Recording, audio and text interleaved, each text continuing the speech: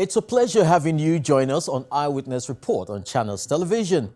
Photos and videos you send to our Eyewitness portal help us with our production weekly, so keep them coming. Today on the program, Abakpa roads get upgrade.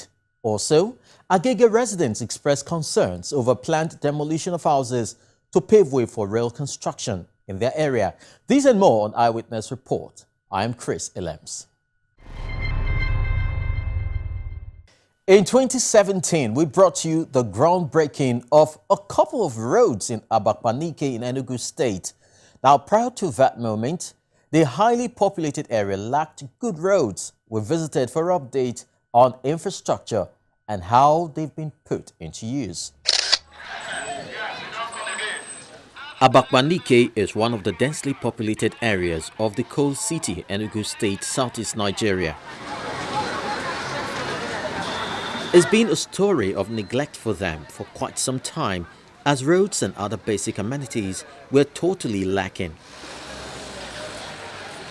Some of the very important roads include Convent Road by the Abakpa Market and the Edward Naju Ogwagu Road, where some auto parks are located. It's a different story for these Abakpa residents now, as most of these roads have witnessed infrastructure upgrade. This used to be a trouble spot for users.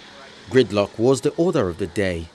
But today the story is different, as told by these drivers who operate here.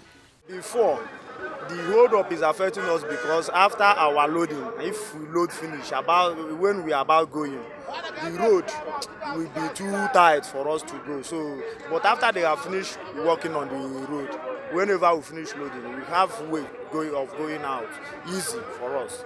Several occasions I have been here walking my motor a lot of times due to bad road. Now I'm not even encountered such a thing again, in the sense that when this road was too bad, some of our vehicles break down here regularly. It's often. But since this place is in order, we are moving very normal. However, while the road reconstruction has brought reprieve to the people, some are worried about the indiscriminate use of the facility, especially by those who are engaged in double parking. If I'm to advise government, it's just to put something like a street light and make sure that there is nothing like we block the road, like all these vehicles that park along this place. You know, some vehicle park along this place make this place too busy. The people are not there. Why, this is a government road, they can use vehicle to park along and later the road like that, which cause a lot of accident and also hold up. So I can advise government to make sure that all these trucks that are along this place, they should vacate them, so there will be free movement for the transit and other people. A downside to the project, however, is the absence of a functional drainage. According to this fashion designer who plies his trade in the area, this might constitute a problem to the work already done by the government. When they started the construction, we were all jubilating because we thought they are going to construct a proper drainage system. But after that, since then, we've been in expectation, we've been expecting, but we don't know yet. We don't know, but it seems they've abandoned it. But we can't tell, but that is how it is. If we look at it now, it's too poor. It's just as it used to be before the construction. If you build a road without the drainage, it seems that it's just a half road. So we need the drainage here. If you look at the road, you can see that there's no drainage. While the Nike Lake Road is now a motorist delight, a similar intervention carried out around Covent and Orauku area, where the Abakpa market is located, is faced with a lot of encroachment from the traders who hawk their wares by the roadside or at the middle of the road. Though the infrastructure barely breathes, as traders occupy and jostle for space every time they are displaced by a passing vehicle, they are, however, grateful the work was done, as it brought a new lease of life to them. Right now, at least, the road is better than previous years back. They have done it, and at least it helps people to come and buy things, unlike the other year. Then it helps also because it makes everywhere to be neat, even our shop, because before everywhere is messed up because of moths and rest of them. So the road is okay. At least we are happy they have come and rebuilt the road.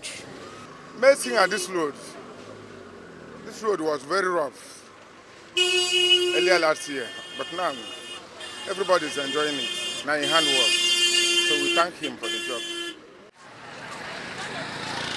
Though the upgrade of the road is a welcome development, some of the traders think relocating the market to a much bigger space would help the locality because of its high population density. I blame the government on its own.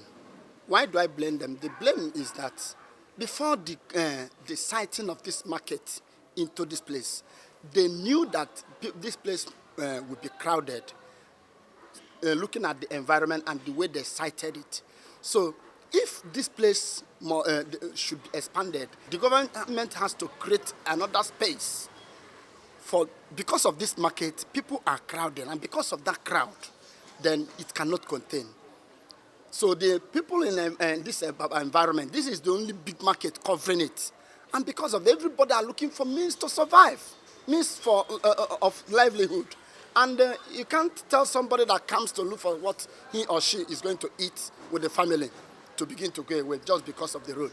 So government should make another impact, either to make this market a big market, then and shifting everybody down there.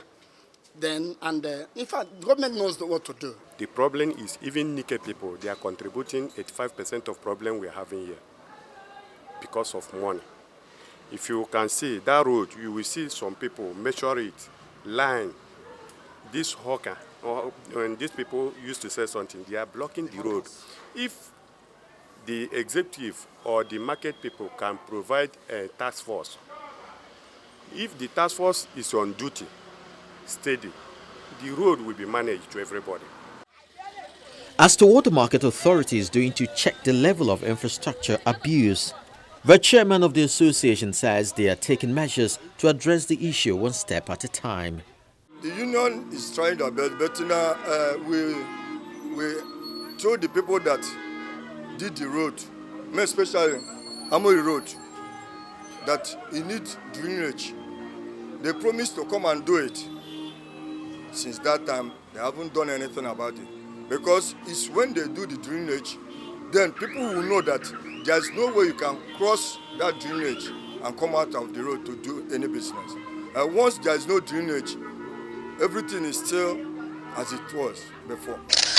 We caught up with the Commissioner for Works in the state, Engineer Greg Nnaji, on his way to Nsukka and presented him with our findings at the various locations we visited.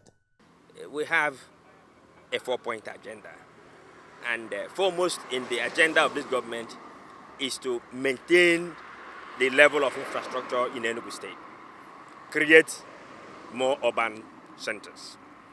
In so doing, since 2015, it is on record that the government of Enugu State has spent close to 40 billion naira in construction and rehabilitation of over 240 kilometers of road in the urban cities, in the rural areas, spread across the 3 senatorial zones of the state. Topmost among this expenditure, we have spent close to 3 billion naira rehabilitating the federal roads. And I think you visited one of them, the 9th Mile Unguo Making Hill New Market.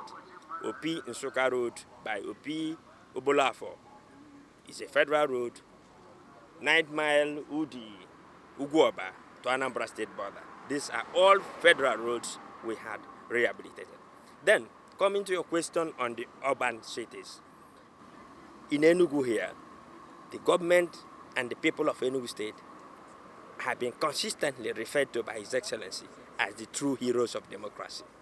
So we take development to the areas that is in our priority.